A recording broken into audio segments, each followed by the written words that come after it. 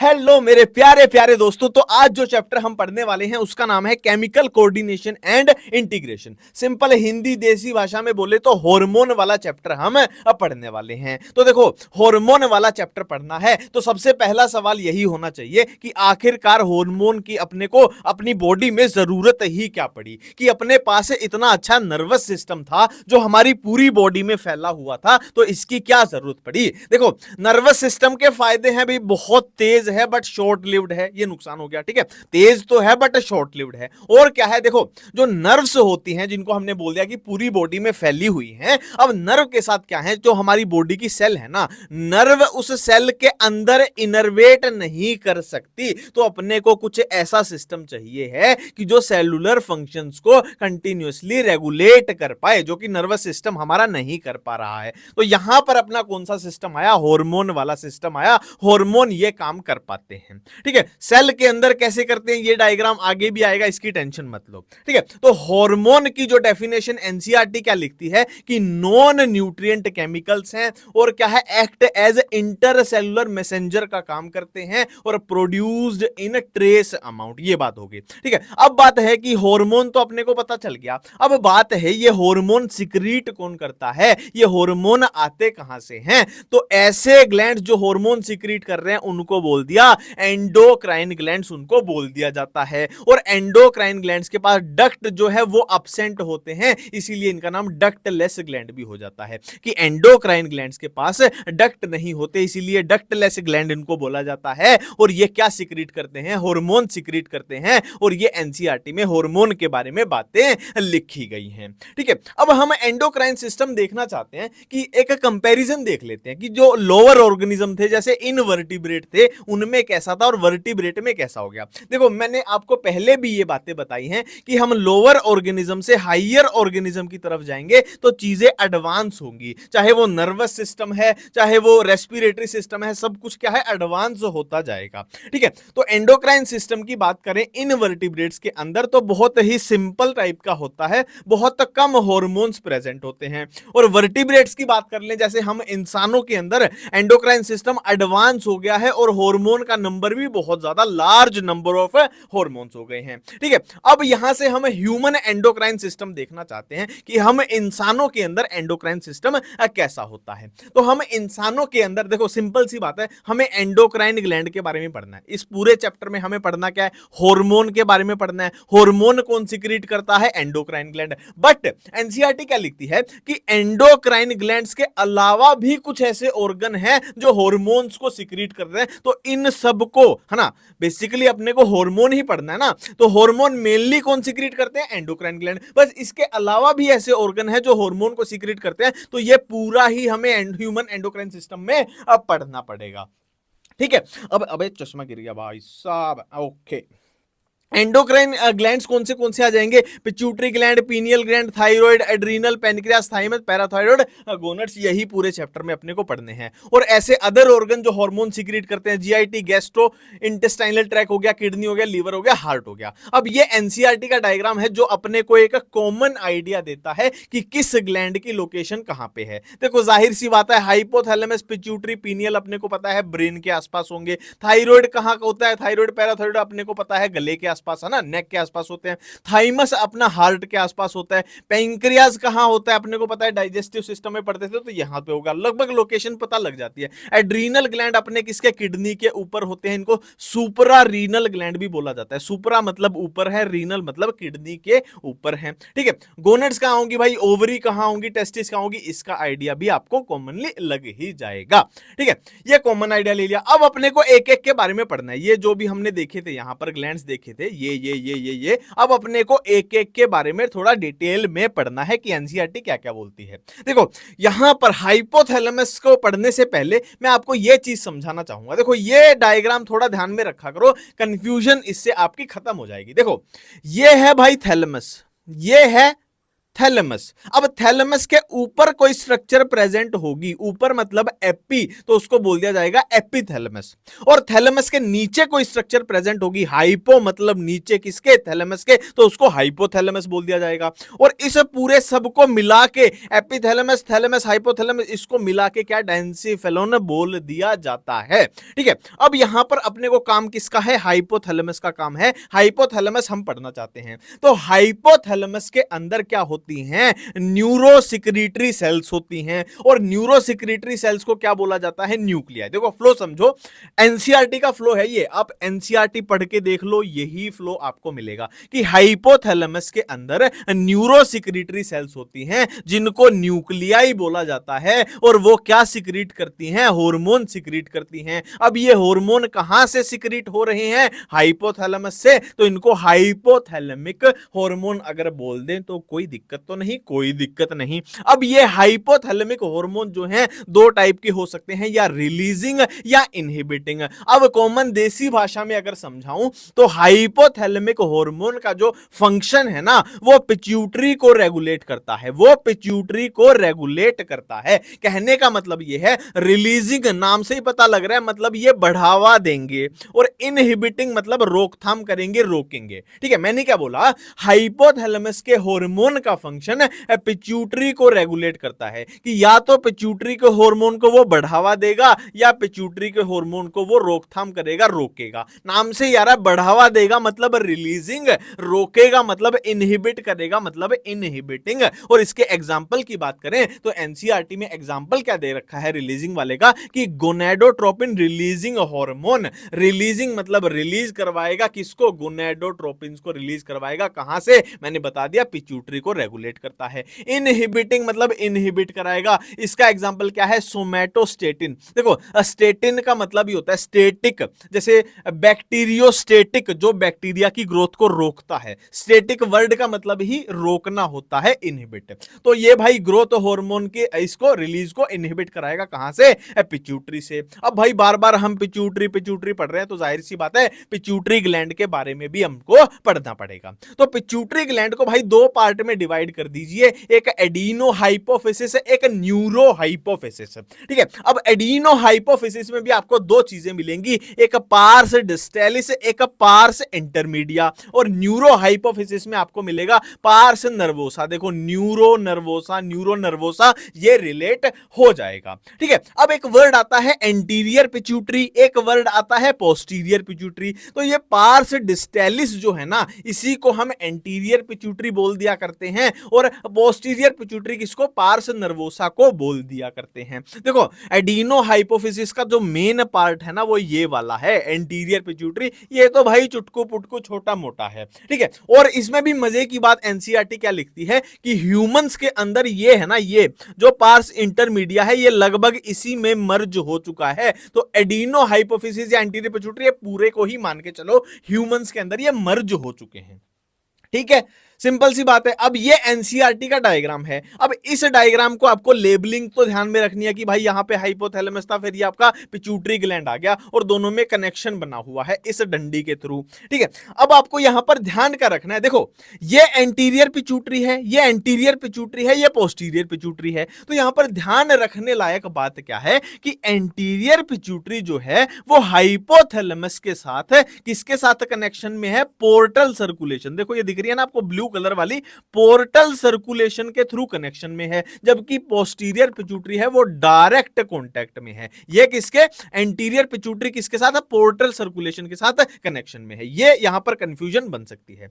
ये मर्ज वाला हम कर ही चुके हैं कि ह्यूमंस के अंदर ये लगभग इसमें मर्ज हो चुका है। अब हार्मोन्स की बात कर रहे हैं तो एंटीरियर पिट्यूटरी या पार्स डिस्टेलिस, देखो नॉर्मली आपको लिखा हुआ क्या मिलेगा, एंटीरियर पिट्यूटरी ही लिखा हुआ मिलेगा, तो कंफ्यूज मत होना, पार्स डिस्टेलिस की बात हो रही है। तो इसके हार्मोन कौन से हैं, ग्रोथ हार्मोन हो गया, थायराइड स्टिमुलेटिंग हार्मोन हो गया, प्रोलैक्टिन, एसीटीएच यानी एड्रीनोकोर्टिकोट्रोपिक हार्मोन, ल्यूटिनाइजिंग हार्मोन एलएच हो गया, एफएसएच क्या हो गया, फॉलिकल स्टिमुलेटिंग हार्मोन।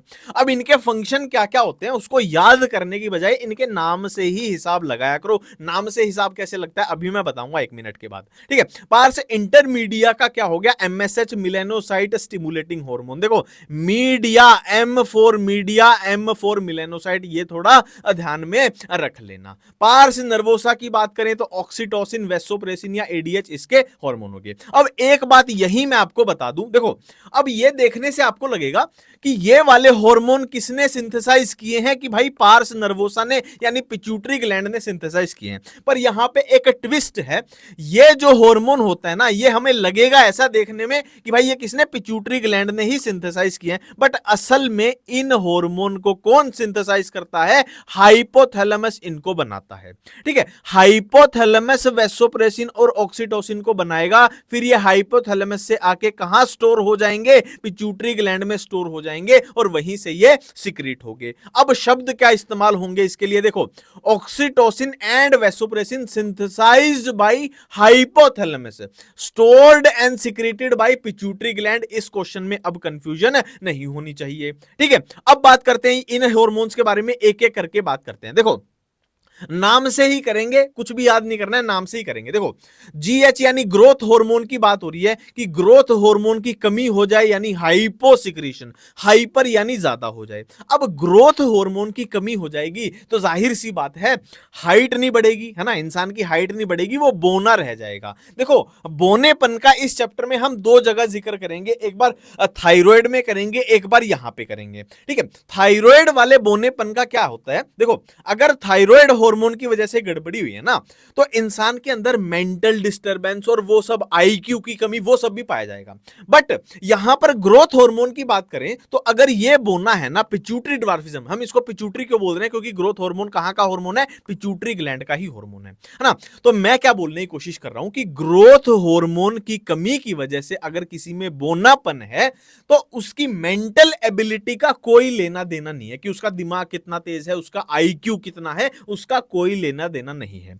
जबकि थायराइड की वजह से अगर बोनापन है, वहां पर पढ़ेंगे क्रिटिनिज्म उसको बोलेंगे, कि थायराइड की वजह से अगर बोनापन है तो वहां पर मेंटली भी लेना देना है, उसके आईक्यू, मेंटल रिटार्डेशन, वो सब का लेना देना भी होगा। ये बात मैं यहां पर आपको बताना चाहता था। ठीक है, तो भाई हाइपोसिक्रीशन बोना रह जाएगा, ड्वार्फ, ड्वार्फ मतलब बोना, पिट्यूटरी मतलब ये किसका है, पिट्यूटरी ग्लैंड का हार्मोन है। ठीक है, हाइपर सिक्रीशन यानी ज्यादा सिक्रीशन हो जाए तो बंदा क्या है, बहुत लंबा तगड़ा, है ना, ज्यादा ग्रोथ कर जाएगा, बहुत लंबा हो जाएगा। ठीक है, तो अब ये हाइपर सिक्रीशन, ज्यादा सिक्रीशन भी या तो चाइल्ड स्टेज पे होएगी या अडल्ट स्टेज पे होएगी। तो चाइल्ड स्टेज पे होएगी तो गिगेंटिज्म उसको बोल देंगे। ये वर्ड कहां से आया, जॉइंट से आया, जॉइंट मतलब बहुत बड़ा लंबा, है ना, तो ये वहां से वर्ड आया गिगेंटिज्म। ठीक है, और एडल्ट स्टेज में A for adult, A for acromegaly. देखो नेक्स्ट हार्मोन प्रोलैक्टिन, ये भी सबको पता ही होता है कि प्रोलैक्टिन क्या करता है, मिल्क फॉर्मेशन को रेगुलेट करता है और क्या करता है, मेमोरी ग्लैंड की ग्रोथ को रेगुलेट करता है। तो कुल मिला के प्रोलैक्टिन याद आते ही मेमोरी ग्लैंड पे आपको सोचना है कि मेमोरी ग्लैंड पे क्या क्या हो सकता है, कि उसकी ग्रोथ को रेगुलेट करेगा और वहां क्या होता है, मिल्क फॉर्मेशन वो करेगा। नेक्स्ट हम बात करें एसीटीएच, इसके नाम से ही देख लो, एड्रीनोकोर्टिकोट्रोपिक हार्मोन, मतलब एड्रीनल कोर्टेक्स के जो हार्मोन होते हैं, जो स्टीरॉयड हार्मोन है, उनकी सिक्रीशन को स्टिमुलेट एंड सिंथेसाइज करवाएगा। अब ये कौन से क्या होते हैं, ये एड्रीनल ग्लैंड जब हम पढ़ेंगे ये आ जाएगा। ठीक है, थायराइड स्टिमुलेटिंग हार्मोन, नाम में आ रहा है कि थायराइड के हार्मोन्स की सिक्रीशन को स्टिमुलेट कराएगा, है ना, thyroid stimulating hormone. LH, FSH यहां मत देखो। अब कुछ ऐसे हार्मोन हैं जो मैं आपको रिकमेंड करूंगा कि जब इनका चैप्टर आए वहीं पढ़ा करो, जैसे एलएच है, एफएसएच है, जब ह्यूमन रिप्रोडक्शन पढ़ते हो ना, इसको अच्छे से वहीं करा करो, क्योंकि वहीं इनका सही फ्लो बनेगा कि कहां पे क्या हो रहा है। फॉर एग्जांपल ये है वेसोप्रेसिन है, अब इसको किडनी वाले चैप्टर में ही अच्छे से वहीं पे बिल्कुल तैयार कर लिया करो ताकि आपको कंफ्यूजन ना हो। ठीक है, अब देखो एमएसएच की बात करें तो देखो मिलेनोसाइट स्टिमुलेटिंग हार्मोन, मतलब स्टिमुलेट करेगा किसको, मिलेनोसाइट को। और मिलेनोसाइट क्या होती है, देखो साइट का मतलब होता है सेल, मिलेनो मतलब मिलेनिन, मतलब मिलेनिन कंटेनिंग सेल होंगी। और ये करती क्या है, देखो आपने ब्यूटी प्रोडक्ट्स, ब्यूटी क्रीम में भी देखा होगा ना, वो मिलेनिन वर्ड का इस्तेमाल करते हैं, तो रेगुलेट पिगमेंटेशन ऑफ स्किन। ठीक है, पार्स नर्वोसा की बात करें तो ये बात तो हम कर चुके हैं कि इनको बनाएगा, सिंथेसाइज कौन करेगा, हाइपोथैलेमस, और स्टोर एंड सिक्रीट कौन करेगा, अपना पार्स नर्वोसा यानी पिट्यूटरी ग्लैंड का ही पार्ट है। तो इसके दो हार्मोन थे, ऑक्सीटोसिन, वैसोप्रेसिन या एडीएच। ये तो मैंने आपको बोला है कि ये वहीं पे पढ़ा करो किडनी वाले चैप्टर में। और ये बात यहां पे याद रखना कि अगर वैसोप्रेसिन की कमी हो जाए तो कौन सी बीमारी, डायबिटीज इंसिपिडस हो जाती है, जिससे वाटर लॉस, डिहाइड्रेशन होगी। ऑक्सीटोसिन की बात करें तो ये स्मूथ मसल की कॉन्ट्रैक्शन कराता है। अब स्मूथ मसल की कॉन्ट्रैक्शन कहां चाहिए, तो एक महिला को याद रखा करो कि किसी महिला को बच्चे को जन्म देना है तो इसकी यूट्रस में स्ट्रॉन्ग कॉन्ट्रैक्शन चाहिए मसल्स की, वहां पे ये काम आता है। और क्या है, देखो महिला का बच्चा पैदा हुआ है, उसको दूध पीना है, तो दूध है ना, मसल इजेक्शन में जो मसल की कॉन्ट्रैक्शन चाहिए वहां भी ये काम आता है मेमरी ग्लैंड पे।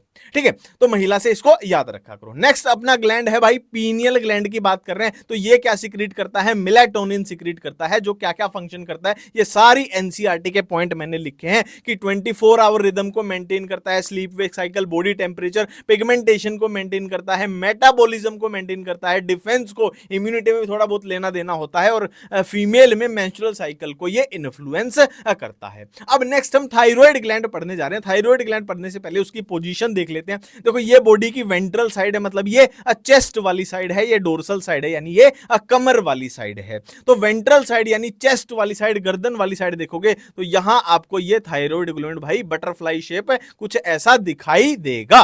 ठीक है, अब डोर्सल साइड कमर वाली साइड से देखोगे तो यही थायराइड ग्लैंड ये दिखाई दे रहा है आपको पीछे से। तो यहां हम देख पा रहे हैं कि ये चार आपको लाल लाल गोले गोले से दिख रहे हैं, ये क्या है, पैराथायरॉइड ग्लैंड है। तो थायराइड ग्लैंड ये है, पैराथायरॉइड ग्लैंड ये है। तो पहले हम थायराइड ग्लैंड के बारे में पढ़ना चाहते हैं। देखो ये जो थायराइड ग्लैंड है इसमें क्या होती हैं, दो टाइप की सेल प्रेजेंट होती हैं। एक टाइप की कौन सी होंगी, फॉलिकुलर सेल होंगी, एक पैरा फॉलिकुलर सेल होंगी। फॉलिकुलर सेल क्या क्या सिक्रीट करती हैं, एक T3 नाम का हार्मोन सिक्रीट करती हैं, एक T4 नाम का। अब इसमें 3 आ रहा है मतलब ट्राई, 4 आ रहा है मतलब टेट्रा, यानी ट्राई आयोडोथायरोनिन, ये हो जाएगा टेट्रा आयोडोथायरोनिन। ठीक है, अब इनमें परसेंटेज की बात करें कि ये कितना होगा, ये कितना होगा, तो मेनली जो प्रेजेंट होता है वो 80% T4 होता है। इसको ऐसे भी याद रखा करो, ये 3 है, ये 4 है, तो 4 जो है 3 से बड़ा है तो ये ज्यादा होगा, 80% होगा। और जो थायरोक्सिन बोला जाता है, देखो ये ज्यादा है, मेनली यही काम आ रहा है, मेनली यही काम आता है, तो इसी को थायरोक्सिन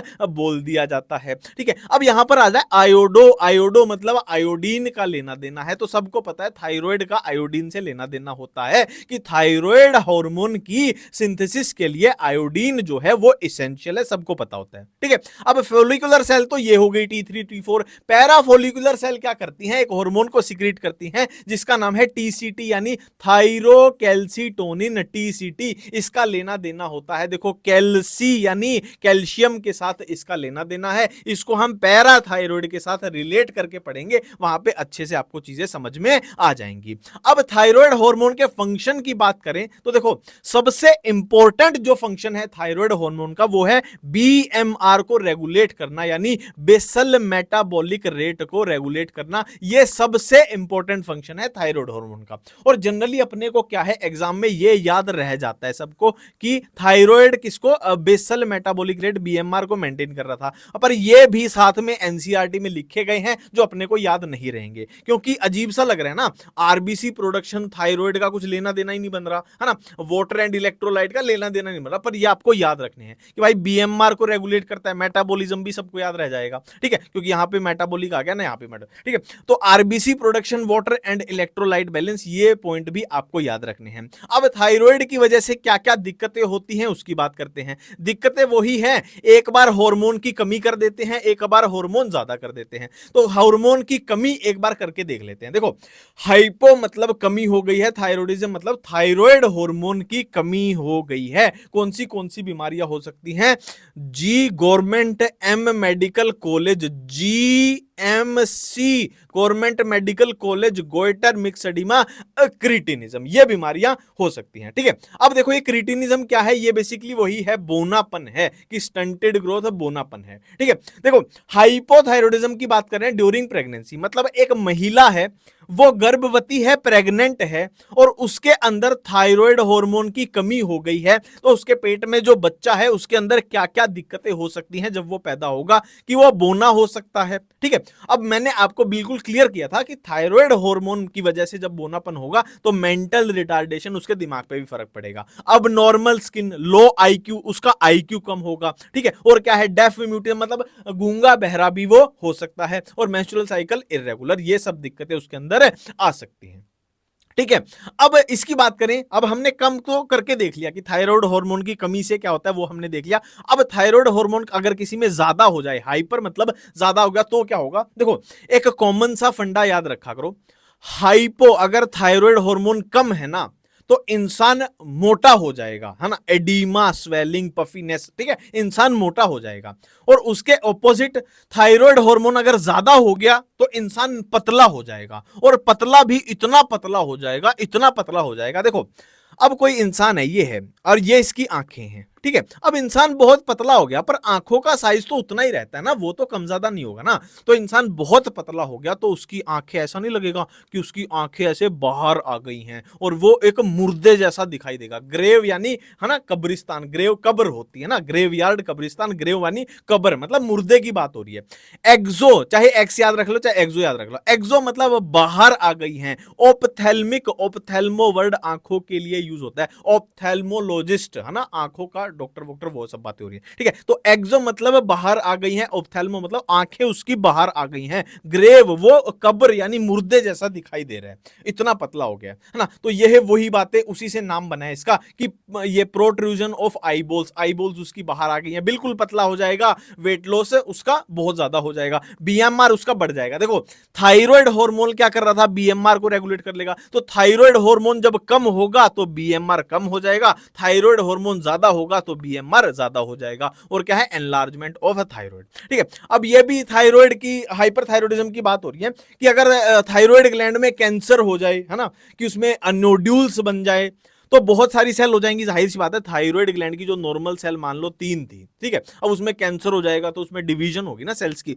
3 की जगह इतनी बहुत सारी सेल हो जाएंगी। अब 3 सेल जितना हार्मोन दे रही थी वो बॉडी के लिए नॉर्मल था, पर बहुत सारी सेल हो जाएंगी तो ज्यादा ज्यादा हार्मोन बनेगा, तो ज्यादा ज्यादा हो जाएगा, तो उसको, है ना, हाइपरथायराइडिज्म इसको भी बोलते हैं। ठीक है, अब टीसीटी और पैराथायराइड मैंने बोला था दोनों को साथ में पढ़ेंगे। साथ में कैसे पढ़ेंगे? देखो, दोनों का लेना देना, टीसीटी या पैराथायराइड ग्लैंड, पैराथायराइड ग्लैंड भूल तो नहीं गए हो, कहां पढ़े थे हमने? देखो, ये याद करो, पैराथायराइड ग्लैंड। ठीक है, और ये याद रखना, टीसीटी थायराइड ग्लैंड का पार्ट है और पैराथायराइड एक अलग ग्लैंड है, इसमें कंफ्यूज मत करना। टीसीटी किसका पार्ट है? थायराइड ग्लैंड का पार्ट है ना, पैराफोलिकुलर सेल से हमने पढ़ा था, और पैराथायराइड ग्लैंड ये बिल्कुल एक अलग से ग्लैंड है। तो इन दोनों में खासियत क्या है कि दोनों का लेना देना किससे है? कैल्शियम से इनका लेना देना है।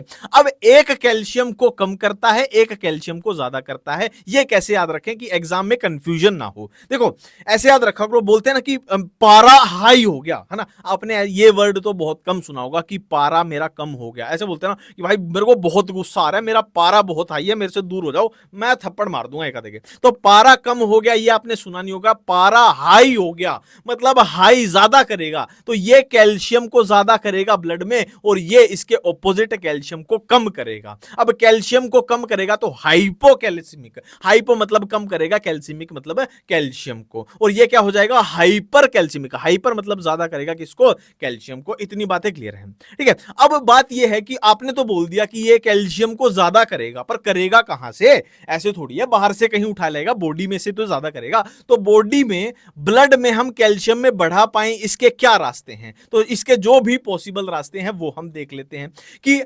रीनल टिब्यूल पे कैल्शियम की रीअब्जॉर्प्शन बढ़ा देगा, डाइजेस्टिव ट्रैक में कैल्शियम की अब्जॉर्प्शन बढ़ा देगा। और कैल्शियम अपने को कहां से मिल सकता है? कि हमारी हड्डियों में कैल्शियम होता है, तो हड्डियों को पिघला पिघला के वहां से कैल्शियम ब्लड में बढ़ा देगा। कुल मिला के ब्लड में बढ़ाना है, बाहर से तो आएगा ही नहीं, बॉडी के अंदर यही रास्ते हैं, या तो यूरिनरी सिस्टम पे रीअब्जॉर्प्शन बढ़ा देंगे, या डाइजेस्टिव सिस्टम पे अब्जॉर्प्शन बढ़ा देंगे, या फिर भाई बोन में बचा है, फिर आखिर में तो बोन से निकलेगा। तो अब यहां पे मजे की बात यह है कि मान लीजिए किसी को पैराथायराइड ग्लैंड की दिक्कत हो जाए तो मान लीजिए ये ज्यादा हो जाए, ये हार्मोन ज्यादा हो जाए तो उसको ज्यादा कैल्शियम कहां से, वो बोन से पिघलाएगा। अब बोन से कैल्शियम निकलता जाएगा तो बोन हड्डियां कमजोर हो जाएंगी, तो इंसान को सोच लीजिए कितनी दिक्कत हो सकती है। ये वही बातें हैं, कौन कैल्शियम को बढ़ाएगा कौन कैल्शियम को घटाएगा, पारा हाई हो गया है। ठीक है, वो ये ट्रिक नहीं है, लॉजिक है, बड़े मजे से आपको चीजें याद हो जाएंगी, कोई दिक्कत नहीं आएगी, ये मेरी गारंटी है। क्योंकि भाई ये ट्रिक है ही नहीं, ये लॉजिक है जो देखते ही पकड़ में आ जाते हैं। सबके नहीं आते, मेरे ही आ जाते हैं। ठीक है, थाइमस की बात कर रहे हैं तो थाइमस के हार्मोन को हम बोल देंगे थाइमोसिन। नाम से ही हो रहा है कि थाइमस थाइमोसिन, कुछ भी याद करा नहीं है। अब थाइमस का हम उसमें भी पढ़ते हैं ना, ह्यूमन हेल्थ डिजीज में भी पढ़ते हैं, जहां पे हम लिम्फोइड ऑर्गन पढ़ते हैं तो वहां इसको पढ़ते हैं। तो जाहिर सी बात है इम्यूनिटी में लेना देना अपने को दिखाई दे रहा है कि इसका दोनों टाइप की इम्यूनिटी में लेना देना है, सेल मीडिएटेड वाली में भी ह्यूमोरल वाली में भी। सेल मीडिएटेड वाली में क्या करता है, ये टी लिम्फोसाइट की डिफरेंशिएशन कराता है, ह्यूमोरल वाली में क्या है, एंटीबॉडी की प्रोडक्शन को प्रमोट ये करता है। और देखो थाइमस के बारे में एक बड़ी प्यारी बात है कि ओल्ड एज लिखा है मैंने यहाँ पे कि जैसे जैसे उम्र बढ़ती जाएगी, जैसे जैसे इंसान बूढ़ा होता जाएगा, वैसे वैसे थाइमस जो है डीजनरेट होता जाएगा, उसका साइज जो है रिड्यूस होता जाएगा। अब थाइमस ग्लैंड के बाद हम पढ़ने वाले हैं क्या, पेनक्रियाज ग्लैंड पढ़ने वाले हैं। तो पेनक्रियाज ग्लैंड के दो पोर्शन होते हैं, एक एक्सोक्राइन पोर्शन, एक एंडोक्राइन पोर्शन। एक्सोक्राइन पोर्शन अपने डाइजेशन में काम आता है कि जो भी पेनक्रियाटिक एंजाइम होते हैं ना डाइजेशन में, वो यहां से सिक्रीट होते हैं। पर ये चैप्टर अपना कौन सा है, एंडोक्राइन वाला, हार्मोन वाला चैप्टर है ना, एंडोक्राइन सिस्टम वाला चैप्टर पढ़ रहे हैं, तो अपने को इस पोर्शन से मतलब है, ये अपने को नहीं पढ़ना है। परसेंटेज की बात करें तो लगभग 98 से 99% ये वाला होता है, 1 to 2% एंडोक्राइन पोर्शन होता है। एंडोक्राइन पोर्शन में अगर हम देखते हैं तो 1 से 2 मिलियंस अपने को क्या मिलती हैं, स्लेट्स ऑफ लैंगरहैंस, कुछ भी बोल लो, आइलेट्स, आइसलेट्स, इट्सलेट्स, नाम याद रखना बस। स्लेट्स ऑफ लैंगरहैंस अपने को मिलती हैं, जिसमें अपने को 2 टाइप की सेल मिली। देखो सेल्स और भी हो सकती हैं, पर अपने को यहाँ पे एनसीईआरटी के हिसाब से इतना ही याद रखना है कि 2 टाइप की सेल मिली, alpha cell and beta cell. Alpha cell क्या सिक्रीट करती है, ग्लूकागोन। बीटा सेल क्या सिक्रीट करती है, इंसुलिन को सिक्रीट करती है। अब इंसुलिन क्या करता है, ब्लड शुगर को कम करता है, यानी हाइपोग्लाइसीमिक हार्मोन है, और यह ब्लड शुगर को बढ़ाता है, यानी हाइपरग्लाइसीमिक। अब देखो ये ब्लड शुगर को कम करता है, तो डायबिटीज का पेशेंट बोलते हैं ना कि जिसको शुगर हो गई, मतलब उसके ब्लड में शुगर जो है ज्यादा है। क्यों ज्यादा है, क्योंकि उसमें इंसुलिन की कमी हो गई है, उसको इंसुलिन के इंजेक्शन भी देते हैं, आपने देखा भी होगा। ठीक है, वो यहां से समझ भी आ रहा है। अब नेक्स्ट हम एड्रीनल ग्लैंड पढ़ना चाहते हैं। एड्रीनल ग्लैंड की लोकेशन मैंने आपको बताई थी, सुपरा रीनल, मतलब रीनल मतलब किडनी, सुपरा मतलब किडनी के ऊपर प्रेजेंट होता है। तो इसको भी भाई 2 पोर्शन में डिवाइड कर दो कि 80 to 90% एड्रीनल ग्लैंड का कौन बनाएगा, कोर्टेक्स, और 10 to 20% कौन, मेडुला। और कोर्टेक्स, जो एड्रीनल कोर्टेक्स होता है, उसको भी 3 लेयर में डिवाइड कर दो कि zona glomerulosa, zona fasciculata, zona reticularis. ये सबसे आउटर, ये मिडल, और ये इनर हो जाएगी। ठीक है, नेक्स्ट मेडुला की बात करें तो ये सीक्रेट क्या करेगा भाई, अपने एडीआर एंड नोर एडीआर, यानी एपिनेफ्रिन या नोर एपिनेफ्रिन, जिनको हम इमरजेंसी हार्मोन या फाइट हार्मोन या फ्लाइट हार्मोन भी बोल दिया करते हैं। और इनका फंक्शन क्या होता है, ये अलर्टनेस को बढ़ाते हैं, ये हार्ट बीट को बढ़ाते हैं, ये रेस्पिरेटरी रेट को बढ़ाते हैं, पाइलो इरेक्शन है ना, रोंगटे खड़े हो जाना, स्वेटिंग, पसीने आ जाना, pupillary dilation, breakdown of lipid या प्रोटीन। कुल मिला के ऐसे याद रखना कि कोई खतरे की घंटी बज गई है, आपके पीछे कुत्ते नहीं शेर पड़ गए हैं, तो आपकी बॉडी में जो जो होगा वही यहाँ पे घुसा दो कि इमरजेंसी, फाइट, फ्लाइट वो रिलेट भी हो रहा है। ये भाई एनसीईआरटी का डायग्राम है कि ये किडनी है, किडनी के ऊपर एड्रीनल ग्लैंड, सुपरा रीनल मैंने आपको बोला था, ये एड्रीनल कोर्टेक्स है, ये एड्रीनल मेडुला यहां पर दिखाया गया है।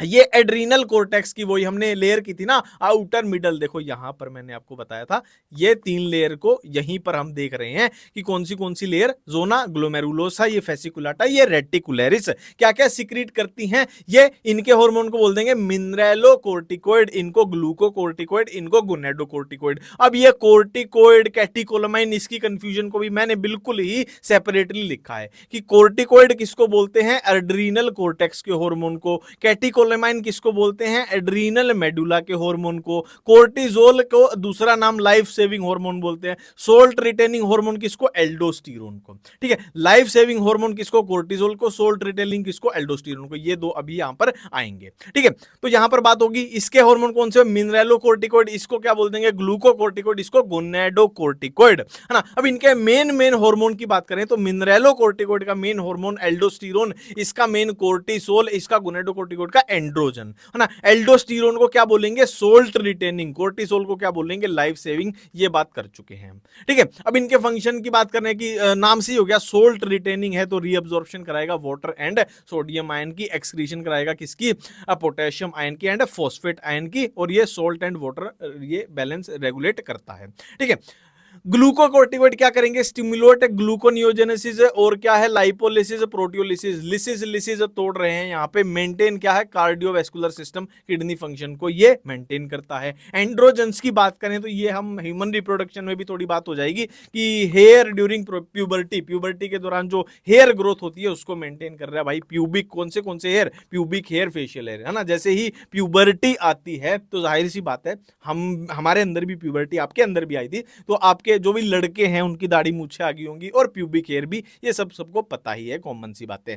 ठीक है, अब hormones other than endocrine gland, ये हमने पढ़ा था ना कि मेनली तो इस चैप्टर में अपने को क्या पढ़ना है? एंडोक्राइन ग्लैंड पढ़ना है, पर एंडोक्राइन ग्लैंड के अलावा भी कुछ ऐसे ऑर्गन हैं जो हार्मोन्स को सीक्रेट करते हैं। कौन से ऑर्गन है वो? भाई हार्ट है। हार्ट की जो एट्रिया की जो दीवारें हैं वो किसको सीक्रेट करती हैं? एएनएफ यानी एट्रियल नेट्रियूरेटिक फैक्टर, है ना। तो ये क्या करेगा? देखो इसको ऐसे याद रखा करो, नेट्रियम वर्ड कहां से आया? सोडियम से। ये सोडियम का तो सिंबल होता है, ये Na सोडियम का ही सिंबल होता है। यूरेटिक मतलब यूरिन में, मतलब यूरिन में सोडियम को बढ़ा देगा, मतलब बॉडी में घटा देगा, और बॉडी में जैसे ही सोल्ट कम होगा तो बीपी कम हो जाएगा, है ना। थोड़ा लॉजिक लगाया करो कि नेट्रियम वर्ड कहां से आया? सोडियम से। यूरेटिक मतलब यूरिन में, नेट्रियूरेटिक मतलब यूरिन में सोडियम को बढ़ा देगा। अब यूरिन में सोडियम बढ़ गया तो मतलब बॉडी में घट गया, बॉडी में सोडियम सोल्ट घटेगा तो जाहिर सी बात है बीपी भी घटेगा। देखो सोल्ट और वाटर का ऐसे याद रखा करो, बॉडी के अंदर सोल्ट या वाटर बढ़ेगा तो बीपी बढ़ेगा, सोल्ट या वाटर बॉडी के अंदर घटेगा तो बीपी भी घटेगा।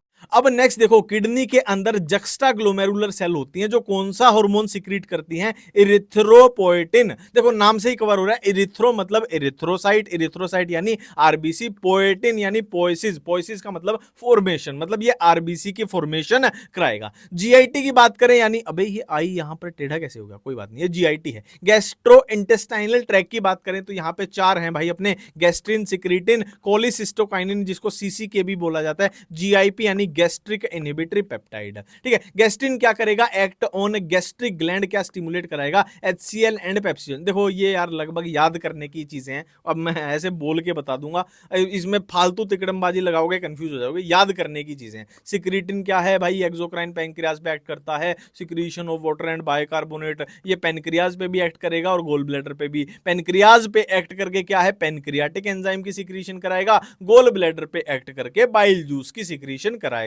गैस्ट्रिक इनहिबिटरी, इनहिबिटरी मतलब इनहिबिट कर रहा है किसको? गैस्ट्रिक यानी गैस्ट्रिक सिक्रीशन को ये इनहिबिट कर रहा है ना, गैस्ट्रिक सिक्रीशन एंड मोटिलिटी को इनहिबिट कर रहा है। इनहिबिट तो नाम में ही आ गया है। ठीक है, अब ये एनसीईआरटी एक लाइन लिखती है, अभी कुछ सेवरल नॉन एंडोक्राइन टिश्यू भी ऐसे होते हैं जो कुछ हार्मोन को सिक्रीट करते हैं, है ना, जिनमें ग्रोथ फैक्टर हैं। अब ग्रोथ फैक्टर हैं तो क्या है? Control normal growth of tissue and their repairing and regeneration. ये कुछ खास बात है नहीं, इतनी टेढ़े क्वेश्चन लायक। ठीक है, अब केमिकल नेचर की बात करें तो केमिकल नेचर 4 पार्ट में डिवाइड कर दिया गया है। भाई इसकी ट्रिक देखनी है ना, एक बार सर्च कर लेना यूट्यूब पे कि क्या है ये हार्मोन के नेचर की ट्रिक बाय केवी एजुकेशन, बहुत अच्छी प्यारी ट्रिक भी मिल जाएगी, है ना।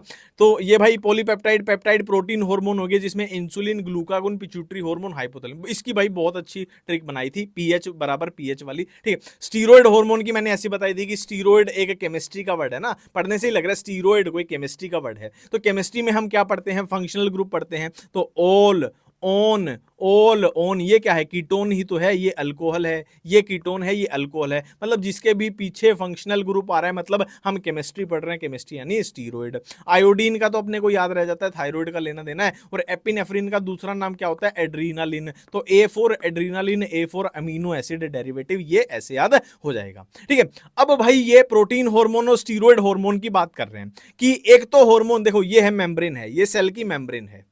ठीक है, तो बेसिकली यहां पर हो क्या रहा है कि एक तो इस टाइप के हैं कि डायरेक्ट मेम्ब्रेन के आर पार घुस गए और सेल के अंदर तक जाकर आए हैं। एक क्या है कि भाई यहां पर आके रुक जाएंगे, फिर यहां पर आके रिसेप्टर विसेप्टर से बाइंड करके एक सेकेंडरी मैसेंजर, एक दूत तैयार करना पड़ेगा, है ना। ऐसे बोलते हैं ना कि राजा महाराजा की एक दूत को भेजा जाए संदेशा लेकर, तो संदेशा लेकर एक दूत जाएगा जिसको सेकेंडरी मैसेंजर बोल रहे हैं, जो कौन से साइक्लिक एमपी कैल्शियम ये सब हो सकते हैं। अब भाई ये कॉमन सेंस की बात है कि जो हार्मोन डायरेक्ट इस मेम्ब्रेन को पार करके अंदर चले गए तो उनकी मेम्ब्रेन के साथ अच्छी खासी बनती थी। मतलब क्या है, मेम्ब्रेन का जो नेचर है, मेम्ब्रेन कैसे नेचर की होती है, अपनी लिपिड फोस्फोलिपिड बाइलेयर वो पढ़ा ना, तो मेम्ब्रेन के नेचर के साथ जो मैच खा रहे थे वो इसके साथ घुल मिल के आगे पहुंच जाएंगे। जो मेम्ब्रेन के नेचर के साथ मैच नहीं खा रहे उनको भाई ये मैसेंजर डाकिए की जरूरत पड़ेगी अपना संदेशा आगे भेजने के लिए, है ना। तो ये भाई याद ही कर लेना थोड़ा कि स्टीरॉयड हार्मोन में कौन से एग्जांपल दिए, जैसे एस्ट्रोजन लिखा गया है यहाँ पे।